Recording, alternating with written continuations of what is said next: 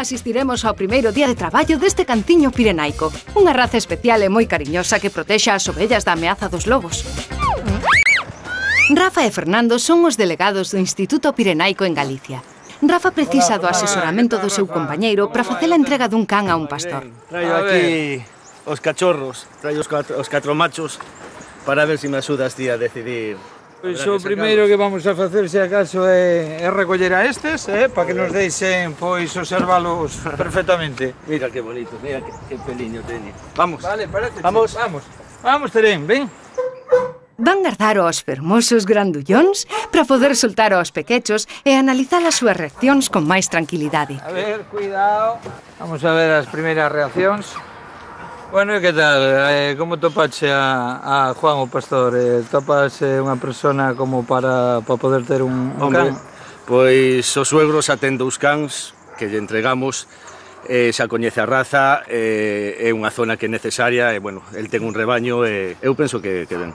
E agora o que temos que ver é cal cachorro é o que seleccionamos para él. Sí, pois... Eu xa lle teño visto, xa che dicen que teño visto 2. Bueno, Rafa, ti xa sabes perfectamente que o que hai que elixir ten que ser o máis independiente e o máis esquivo hacia a xente, porque despois o que hai é que practicarlle a impronta ali e, bueno, habrá que explicarlle detalladamente a Juan os pasos a seguir e facerlle o seguimiento correspondiente que necesita. A impronta xa empecé unha casa xa non tocando os cans, porque estes cans xa dende que naceron, eu xa prácticamente non os toquei, para non crear apego cas persoas. Pois nada, habrá que decidir por un dos dous.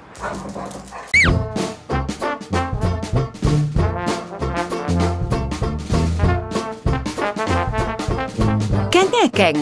Son tan bonitiños e tan iguais, pero terán que decidirse por un.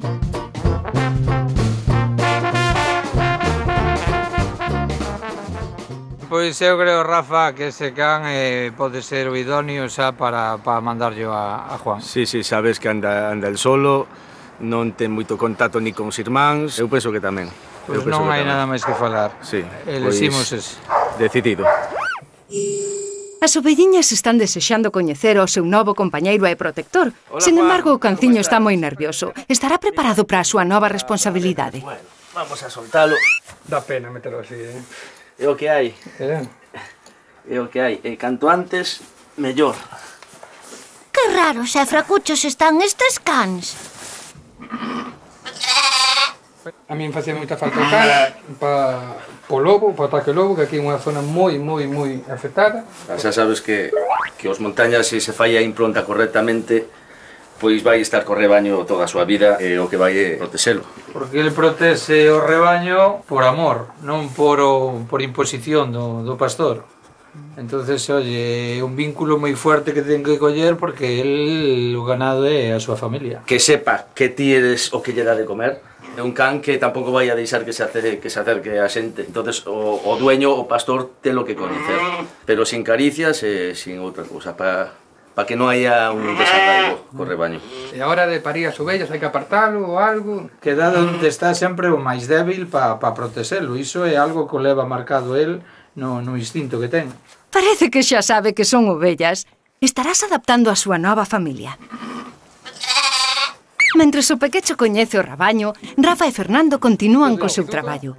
Van visitar a outro pastor que ten un can da mesma raza e semella que fai moi ben o seu traballo. Que dirán os delegados? Que tal vai o can? Encantadísimo. Con 6 meses que ten, aí ves o prado todo aberto, que pode saltar para un lado e para outro, e non se escapan das ovellas. E daste conta como arrosca a cola, como leva a cola levantada. Iso quere dicir que está dominando e que se sente poderoso defendendo o que defende. Séntese seguro. Fai forza na propiedade dele. Na propiedade dele. Cos seus animales. Inda que pase xente por aquí, por os camiños, nada, non se move daqui. O que non se lle pode permitir é que ninguén lle toque, ninguén lle acaricie, nin lle bote de comer, nin nada. Ademais, eu non lle dou caricias ao can. De feito, ves que non se chega nin mismo a min. Habrá algún problema eso despois cando sea adulto, que se bote a xente ou calquera cousa? No, mentras a xente non entre, non intente tocar ningunha ovella, non debería haber problema, porque el se avisaría ladrando chamando e asustando a xente para que non se acerque. Para que lle chegue a meter a boca un can destes a unha persona, ten que tocar unha ovella ou debe que, o sea, que mire el intención de peligro, non? Date de conta que nos Pirineos hai moito excursionista e non, o instituto non se pode permitir ter cans que ataquen os excursionistas. Entón, se ninguén se acerca ao rebaño, o can nunca vai facer nada. As ovellas teñen que pasar a un pasto máis extenso. Imos ver a Rex en acción. Terá a lección ben aprendida.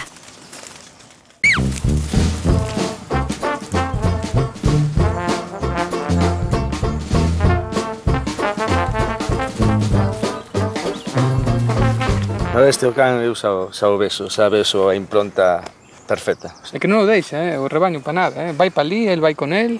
É que este, como outros haya igual, este é unha maravilla de can, O día de mañán, cando este sea adulto, pois habrá que traerlle pois unha cadela. Unha cadela pois para que comparta un pouco o traballo que está facendo e que el estea un pouco máis relaxado. Bueno, a ver se depois vai a facerlle caso a cadela e deixa o rebaño.